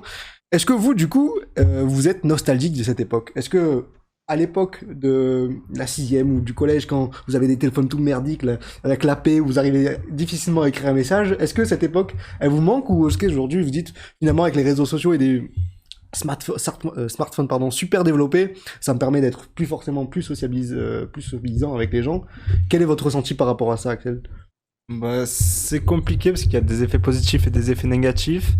Moi, je sais que avant, j'utilise mon téléphone juste pour envoyer un message à ma mère. Pour allez, j'avais peut-être un copain sur le téléphone, j'avais son numéro, j'avais le numéro de sa mère pour lui dire est-ce que tu peux sortir à cette heure-là pour aller jouer au foot ou faire que ce soit. Et j'avais peut-être un jeu dessus et je le ponçais pendant des heures et des heures. Mais c'est compliqué comme question parce que d'un côté, on est un peu nostalgique et on se dit cette époque-là, mais après, on n'avait pas le même âge aussi, donc on n'a pas vécu peut-être aller entre nos 15 et 20 ans sans téléphone, donc on peut pas savoir.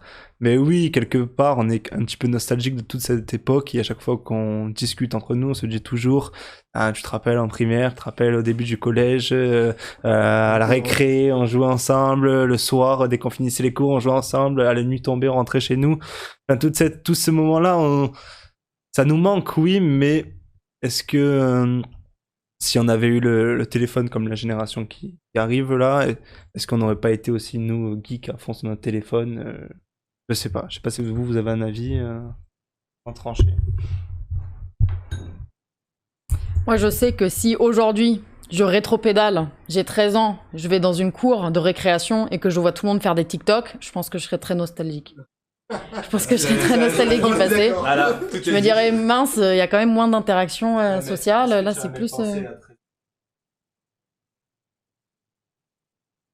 Oui, parce que bon, maintenant j'ai le recul de pouvoir dire qu'effectivement les expériences tangibles, réelles qu'on fait au sein de différentes activités qu'on peut avoir avec nos camarades, l'interaction sociale qui est réelle, eh bien oui, je pense qu'elle est très importante à développer, notamment jeunes, adolescents.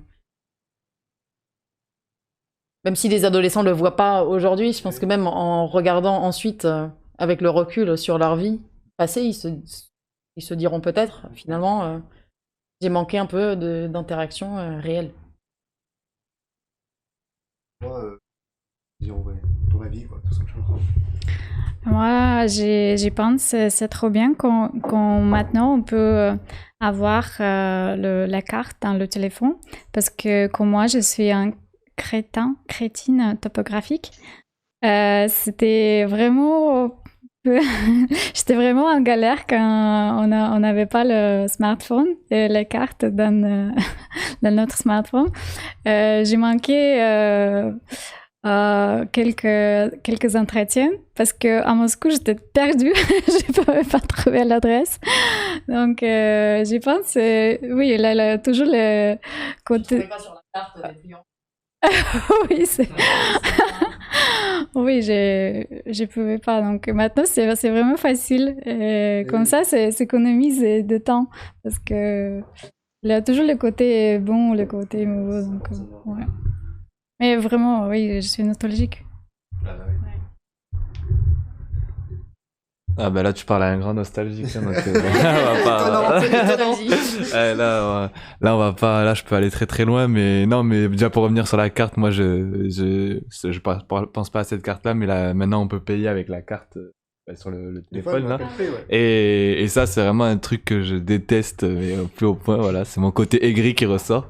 Mais c'est en fait c'est juste c'est en soi c'est rien, mais c'est un truc de plus qui fait que, alors qu'en soi une carte bleue ça nous encombre pas, c'est rien, c'est juste que ça fait un pas en avant de plus. Et j'ai l'exemple d'un pote, il se reconnaîtra, mais il ramène plus, enfin il transporte plus sa carte bleue avec lui, il utilise que le téléphone, et plusieurs fois il arrive et il a plus de batterie, ben voilà, il peut plus, voilà, il est perdu, donc forcément alors que c'est un truc tout bête, et c'est voilà.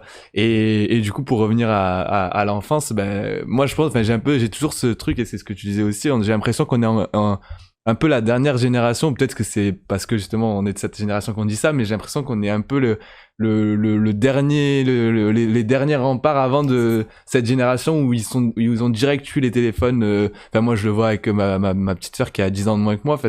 On est vraiment, on a eu la chance de vivre encore ces années-là, de vraiment le collège où aujourd'hui ça part vraiment déjà dans tous les sens.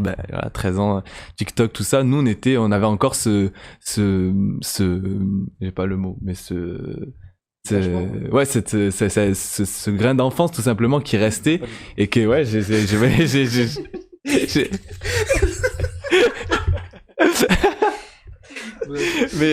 mais voilà, et ça c'est fait, quand on prend le recul, on se dit qu'on changerait ça pour rien au monde. Malheureusement, on n'a pas on peut pas faire le comparatif puisqu'on n'est plus dans cette situation, et malheureusement on peut pas non plus culpabiliser ou pointer du doigt ces enfants là, parce que encore une fois, c'est ça se trouve, si on était à leur place, on ferait ça aussi. Par exemple, si s'il y a un enfant qui est dans une classe et qui a un téléphone et qui a pas forcément des réseaux ou pas forcément TikTok, et qu'il y a 10 personnes autour de lui dans sa classe qui parlent de TikTok, qui disent ah t'as vu ça hier on a fait ça, peut-être que voilà, il va se dire je vais utiliser TikTok, et après il se sentira exclu. Oui, c'est ça. Il se sentira exclu d'une communauté qui s'est créée de différentes danses que tout le monde connaît. C'est ça. Et surtout en plus à cet âge-là, on sait les effets de comparaison, etc. Donc ça c'est très très néfaste. Et donc c'est tout ce tourbillon-là qui rentre, et c'est toujours le jeu de plus les structures qui sont au-dessus que des petits individus, des petits enfants qui sont là à finalement jouer ce jeu-là. Et voilà, donc vive l'enfance, c'est tout ce que j'ai à dire. Ouais, Samy, toi, c'est quoi ton rapport au téléphone? Est-ce que tu l'as eu tôt? Est-ce que tu l'as eu tard? Comment ça s'est passé? Moi, en fait, je l'ai eu en 4e, je crois, mon téléphone. C'était aussi pour, je prenais le bus, donc fallait que mes parents ils sachent où est-ce que je suis et tout. Donc c'était juste pour ça, j'avais un téléphone, j'avais un Nokia, je sais plus quoi. Mais en tout cas, franchement, moi, je suis nostalgique quand même. Je trouve que avant c'était top et tout quand on était petit. Moi, je me souviens, comme même a dit Axel, genre quand t'allais chez ton copain et tout, t'allais sonner chez lui ou t'envoyer une pierre pour qu'il vienne jouer au football. J'ai trop regardé de film. C'était grave. Mais ça, après, c'est plus. En fait, je sais pas si je suis nostalgique de l'enfance ou je suis nostalgique de pas avoir de téléphone en vrai de vrai, parce que je me verrais pas faire ça même si j'avais pas de téléphone à mon âge. Mais après, où je serais moins critique, c'est que pour ma part, je travaille dans un lycée et un collège, et je trouve que voilà, les collégiens, honnêtement, ils ils ont plus le téléphone que nous, un peu plus, mais franchement, ils ont des interactions. Là, ce midi, tout le monde jouait au football. Ils parlent entre eux, ils font des jeux, ils jouent au basket. Donc franchement, faut pas non plus rentrer dans le cliché, dans le truc que c'est une nouvelle génération qui est perdue. Franchement, il y a vraiment du positif à tirer. Et moi, je me souviens même à l'époque, bah, on avait Facebook, on avait des groupes Facebook. Et franchement, c'était super drôle d'avoir des groupes Facebook à l'époque. Et ça, je regrette pas du tout. On rigolait grave. On s'insultait tous nos darons et tout. Franchement, on se terminait mais tout le temps. Mais après, c'est vrai que ça peut avoir des mauvaises répercussions parce que il y en avait un qui avait pris ça pour du harcèlement alors que tout le monde se terminait en fait. Et c'est vrai que ça, en fait, t'as pas de limite il n'y a pas de limite en fait dans l'intrusion. C'est ça le plus dérangeant pour moi. En fait, le téléphone, c'est super intrusif. Tes données, elles sont collectées, on sait tout de toi, t'as jamais de limite en fait. C'est toujours avec toi le téléphone. Sincèrement, je crois que mon téléphone, c'est la chose qui est toujours le plus proche de moi de partout en fait. Honnêtement, et c'est ça qui est le plus dérangeant. Et je sais que par moments, j'aimerais bien ne pas être joignable, en fait. Il y a des moments où il y a des messages, pour moi, ça sert à rien que je les envoie, ça me fait chier, mais je me sens obligé de les envoyer parce que je suis disponible. Parce que tout le monde pense que je suis disponible, mais en vrai, dans ma tête, je ne le suis pas disponible. C'est juste que comme on a un téléphone, on est obligé d'être disponible pour tout le monde tout le temps. Et par moments, tu vois, ce serait bien d'avoir cette limite de, en fait, si on ne se voit pas, ben, on ne se parle pas. Mais c'est vrai que d'un autre côté, euh, il y a des gens que tu pourras jamais voir et c'est bien que tu puisses leur parler. Donc en fait, il y a du bon et du mauvais, comme avait dit Victoire à un moment. En fait, ça dépend grave de ton utilisation. Donc nostalgique, je sais pas, faut avancer avec son temps. Mais moi, de toute façon, bah, comme je m'en beurre et j'ai pas de réseau, je, je suis un peu nostalgique. Donc j'ai fait à ma manière au final. Ah, bien raison.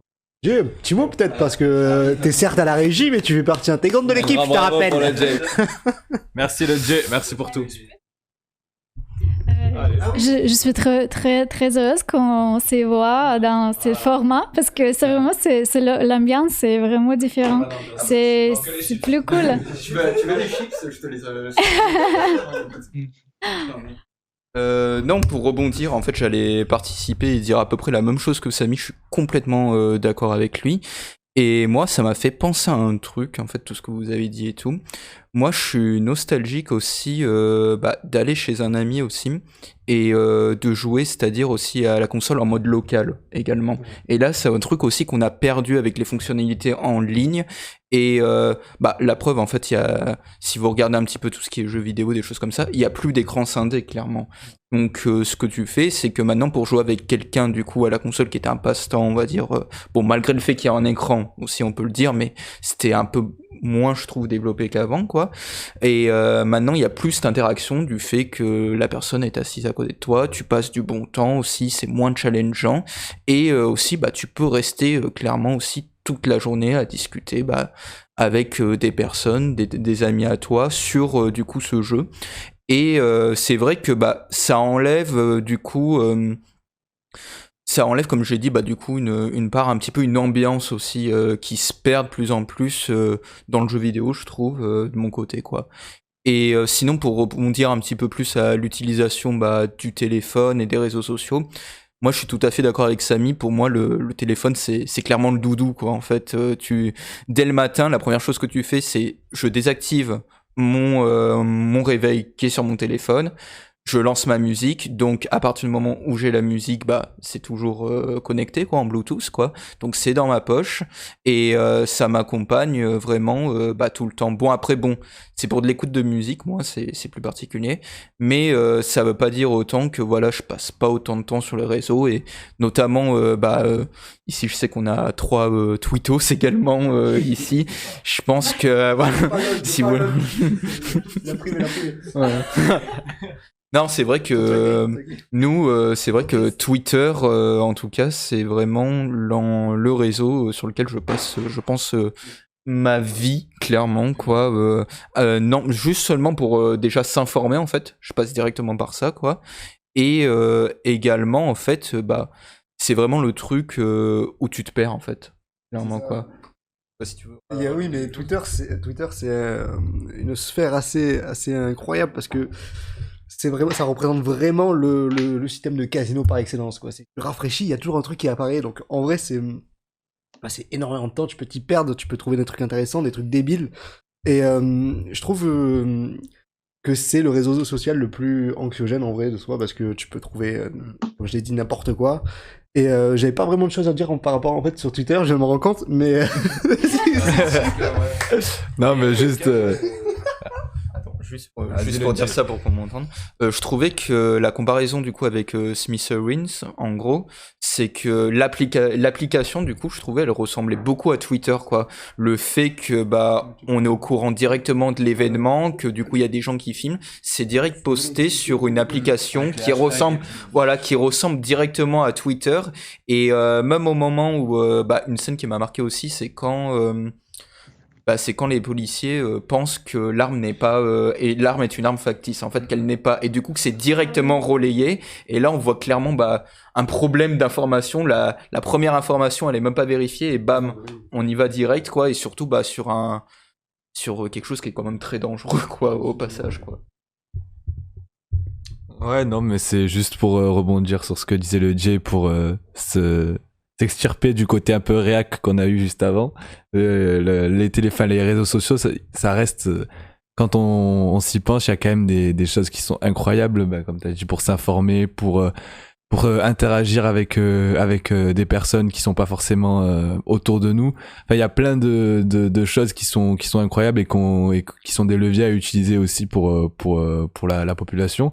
Et même pour les plus jeunes qui aujourd'hui baignent là-dedans, ils ont aussi, je pense, énormément de choses à apporter au niveau intellectuel. Enfin, moi, j'ai ma sœur il y a quelques mois qui a du coup 10 ans de moins que moi. Elle est venue, on parlait, je sais plus quel était le sujet de base, mais elle m'a sorti le mot écologie, et c'était pendant la campagne présidentielle, et en fait à 13 ans, 12 ans, 13 ans, elle sort le mot écologie, alors que nous à 12 ans, 13 ans, écologie, c'est pas ce que c'est. Donc c'est juste pour montrer que selon le temps et selon l'époque, chacun a ses préoccupations et ses domaines, et c'est pour ça que ces jeunes là aussi qui vont grandir vont sans doute avoir aussi une conscience qui sera incroyable, parce que grâce notamment à ces réseaux qui ont un lot d'informations infini, et donc voilà, c'est à chaque fois on en revient au bon côté, mauvais côté, et toujours arriver à jouer sur l'équilibre pour ne pas se perdre. Mais voilà.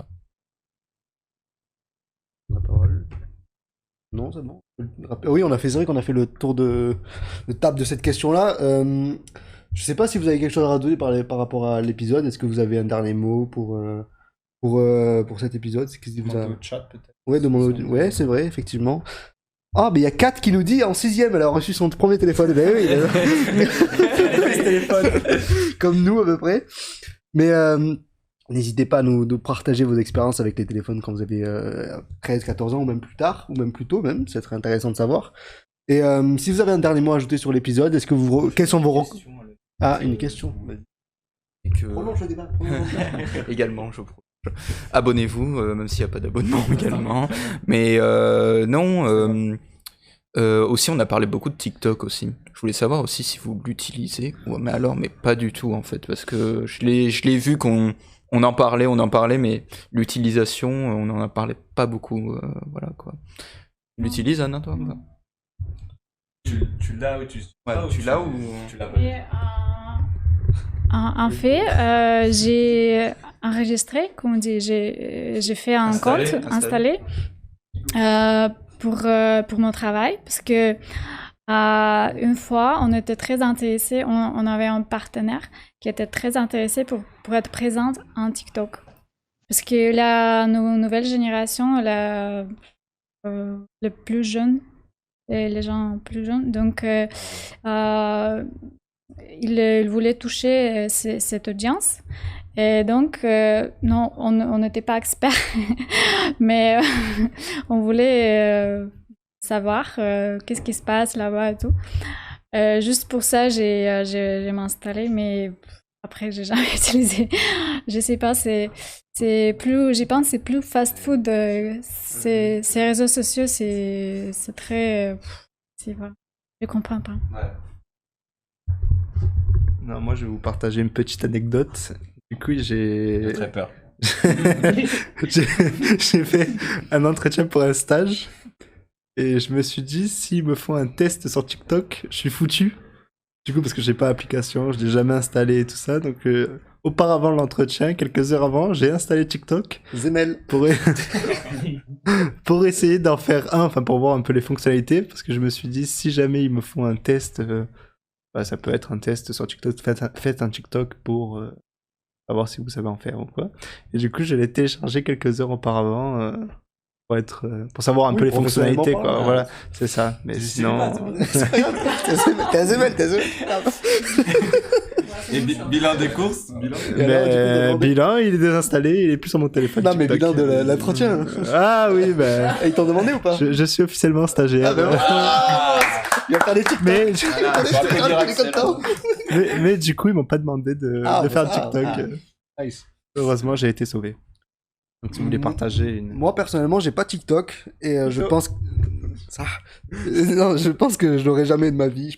Je l'ai déjà téléchargé une fois, effectivement, parce que quand j'étais à Montréal cet été, il y avait la copine de mon frère qui faisait énormément de TikTok. Elle m'avait dit de demander de s'abonner, elle m'avait même supplié. Donc, j'avais fait ça, je m'étais abonné et j'avais resupprimé l'appli. Mais non, je trouve que c'est un format trop court et trop encore plus envahissant et plus perdant, entre guillemets, pour que Twitter. Franchement, là, si... C'est même pas de l'information, en fait. C'est juste des vidéos de 6 secondes que tu défiles là toute la journée. Il n'y a aucune plus-value, je trouve. Et c'est terrible d'en arriver à vraiment regarder ça toute la journée parce que il y a rien d'intéressant, mis à part des vidéos certainement drôles parfois, mais je vois pas l'intérêt. Donc, Jamba, est-ce que tu peux nous partager ta expérience avec TikTok, toi? Bah, mon expérience qui est proche du néant, voilà, qui est nulle. Je l'ai jamais téléchargé non plus. Et en vrai, c'est ouf que là, depuis le tour de table, on est quasiment jamais utilisé. C'est ça, en fait, on a passé l'âge, ça y est. Mais c'est surtout qu'en fait, dès que c'est arrivé, qu'il y a eu toute cette hype autour de TikTok, moi, perso, directement, j'ai pas compris. Dès que j'ai compris que c'était des vidéos, comme t'as dit, des vidéos courtes où tu défiles comme ça, il y a aucun rapport entre les vidéos ou presque selon l'algorithme. Mais en fait, j'ai pas compris l'intérêt, pas compris la hype non plus autour avec tous les gens qui étaient en extase. Et voilà, c'était vraiment juste une perte de temps supplémentaire de le fait de l'installer et de voilà. Exactement. Et du coup voilà, donc je ne compte vraiment pas l'installer et voilà, et vu que j'aime bien être à contre-courant, ça m'a fait plaisir aussi de pas suivre. Et n'hésitez pas dans le chat à nous dire si vous avez TikTok ou pas, quelle utilisation vous en faites, si vous restez longtemps et ce que vous en faites. Ah. Ouais, moi? Ouais, non. Bah moi en fait, ce qui est marrant, c'est que voilà, j'ai pas de réseaux sociaux, mais bah comme ça a été évoqué, bah je suis dans un lycée et un collège, et les collégiens, et particulièrement les collégiennes, elles utilisent beaucoup TikTok, et elles veulent absolument que je fasse un TikTok avec elles. Elles m'expliquent toutes les chorés et tout. Et la vie de ma mère, j'en peux plus. Elle m'explique toutes les chorés et tout, mais en vrai, c'est vraiment un truc générationnel par contre TikTok, parce que j'ai l'impression que c'est un peu comme Snap pour nous à l'époque où il y avait beaucoup de monde sur Snapchat. Là, vraiment, tout le monde est sur TikTok et fait des chorégraphies. Bon, après, honnêtement, ça me gêne pas si c'est de la danse, mais après, je pense que Jerry il va me rejoindre sur ce point, c'est que où ça me fait chier, c'est sur l'industrie de la musique. Et je trouve que en fait, ça rend médiocre toute la musique et tout. Et il y a des musiques qui sont à la mode et tout, et qui sont vraiment très peu qualitatives. Et ça m'énerve grandement parce que quand quelqu'un me dit qu'il a entendu un son sur TikTok, je sens que c'est pas bon. Et franchement, c'est jamais bon signe. Et c'est des sons qui sont très pauvres de manière instrumentaux, paroles et tout. Donc vraiment, c'est sur ça où ça m'ennuie. Je trouve que le niveau de la musique en général baisse énormément. Il y a beaucoup moins d'artistes indépendants, qu'il y a beaucoup de buzz pour rien sur des artistes qui n'ont pas beaucoup de qualité.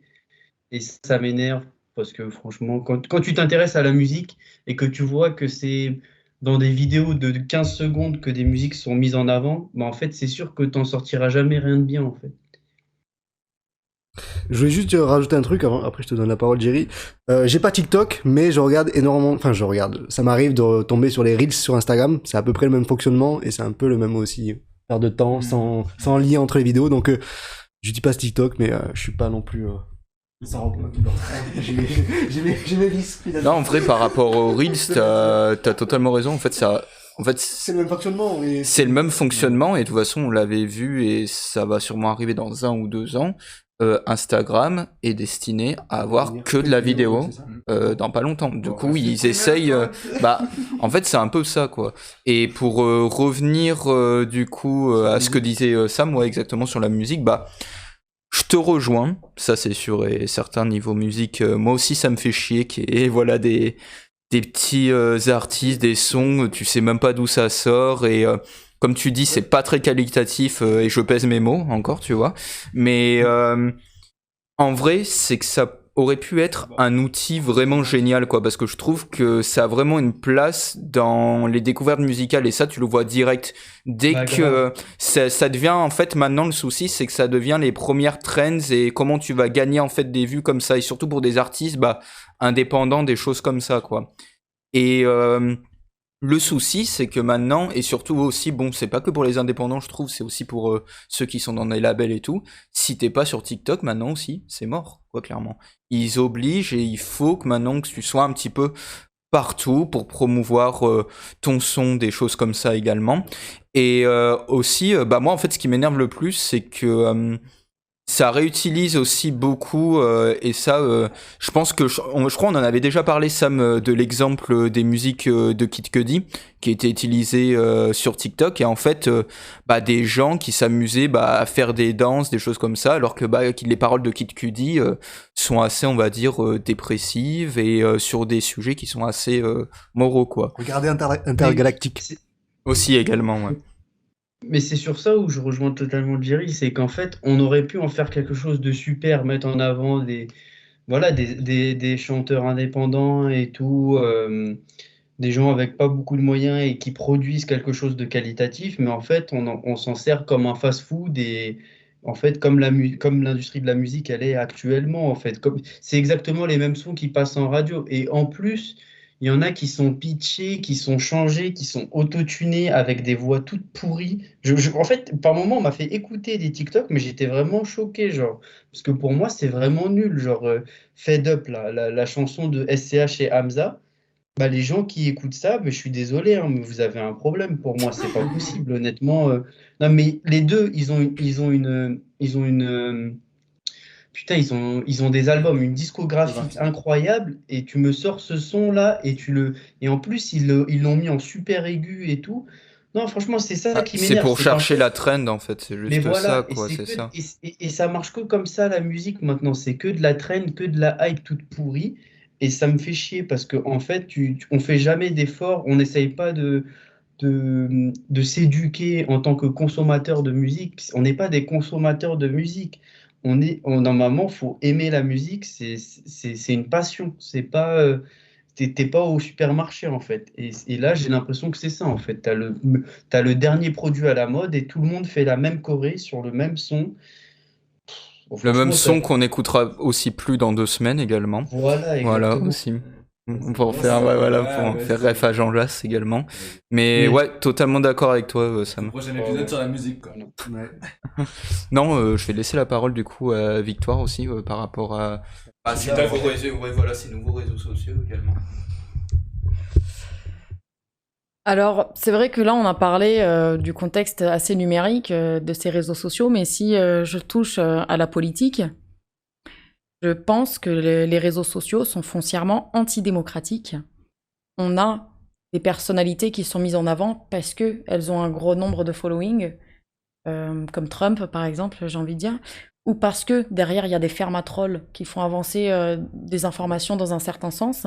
On a vu quelles ont été les dérives de Facebook lors de l'élection de Trump aux États-Unis, avec les fake news autour des receipts de Clinton.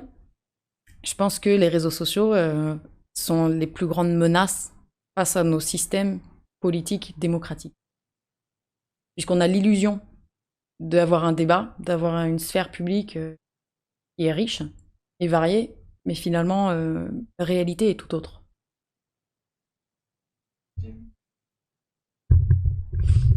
Moi, je peux parler à propos de situation en Russie.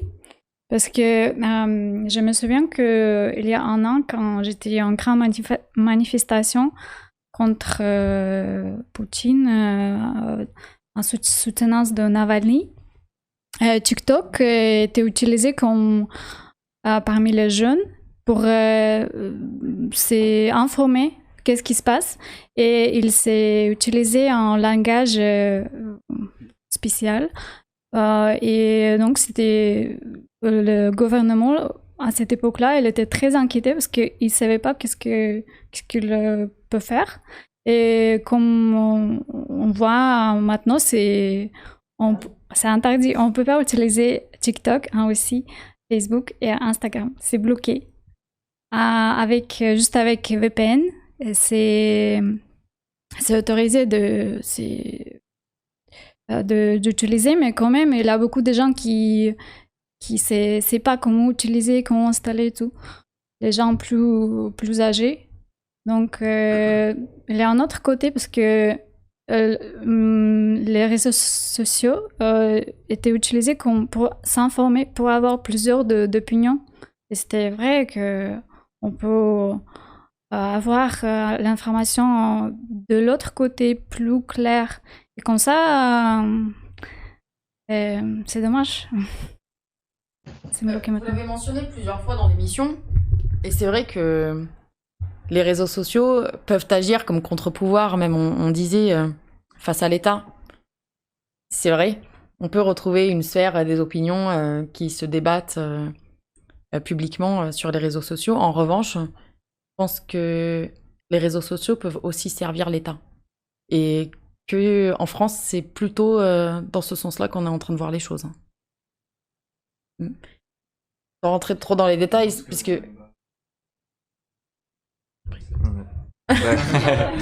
non mais ouais, mais je pense qu'en fait tout dépend d'où on se situe. Par exemple là pour la France ou pour des États plus démocratiques et plus où les libertés sont quand même plus présentes que par exemple en Russie ou dans d'autres sphères du globe. Ben il y a ce côté-là néfaste où ça va pas agir contre l'État, mais où l'État va s'en servir. Mais à l'inverse, comme l'a expliqué Anna, il y a dans certains pays où ces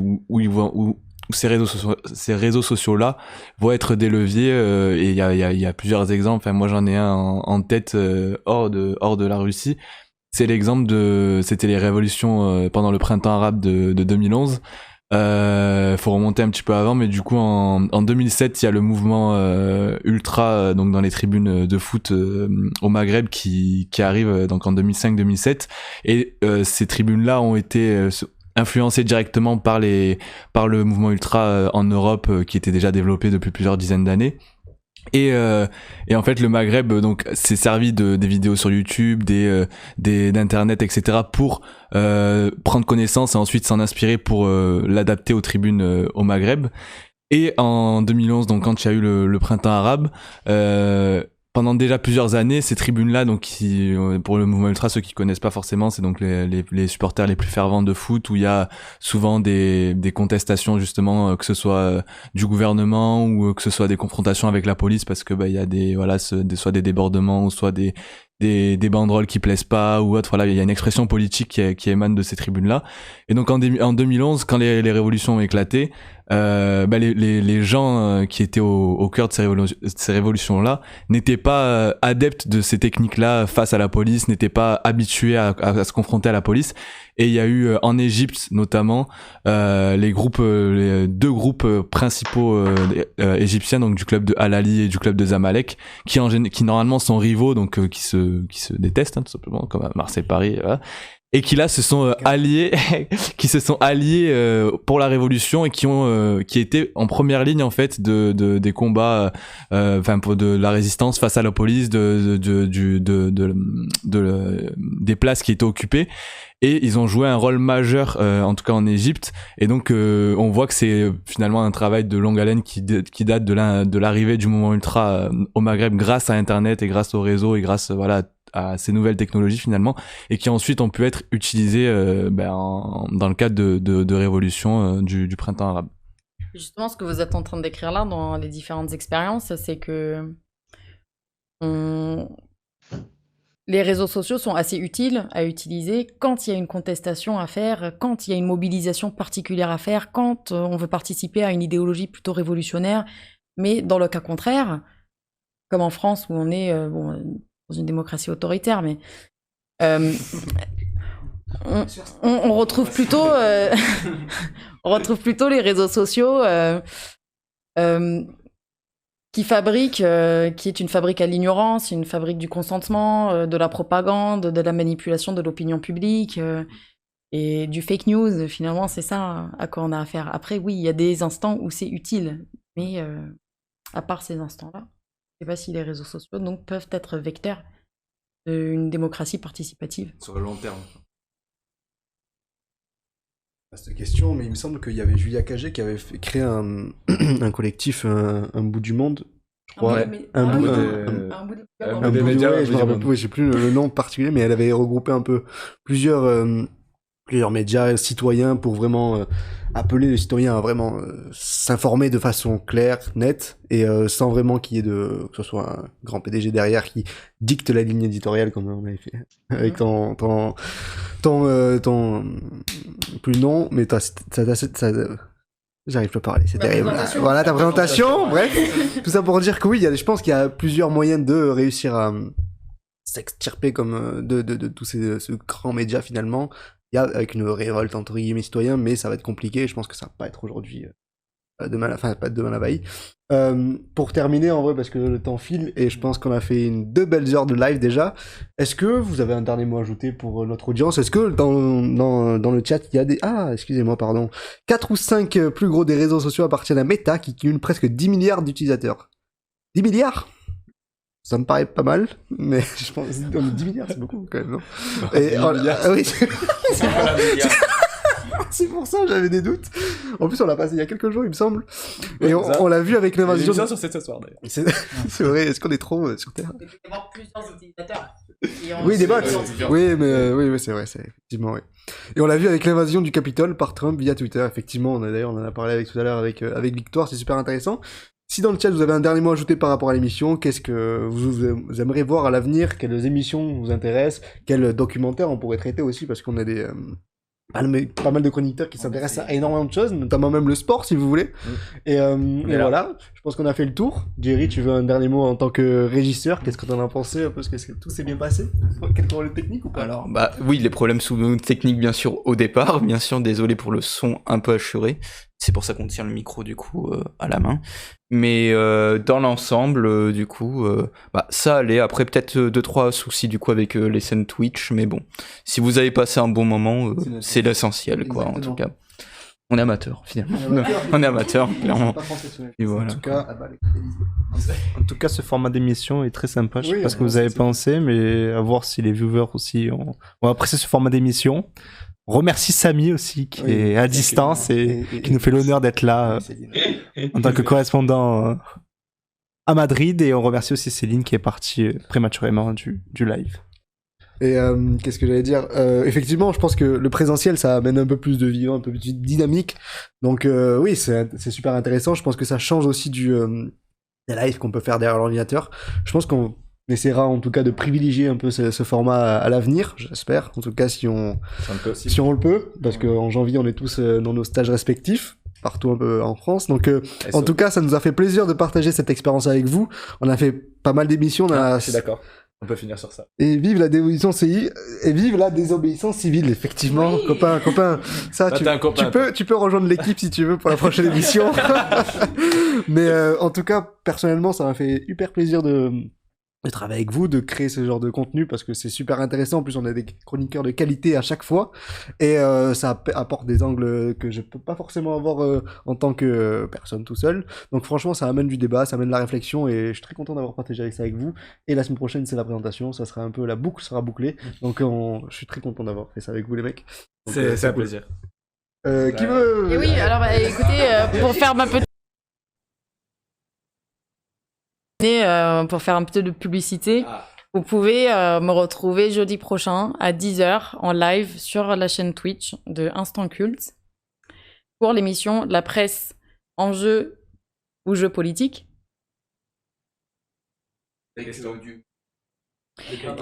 Avec du bon matériel sur un plateau télé, et voilà, ça traitera des questions de la liberté de l'information. Non, mais, donc merci le chat, merci d'avoir participé. Je sais pas combien on verra les stats après, mais très content d'avoir vu vos messages. J'espère que vous avez passé un très bon moment et on se dit à la prochaine fois s'il y en aura une. Allez, ciao l'équipe. Ciao. Nice. Et oui, on est encore en live. On s'est reparti pour 2 heures. Allez, qu'est-ce que vous avez pensé du match de la France-Espagne? Yes. Colomboigny, qu'est-ce que vous en pensez?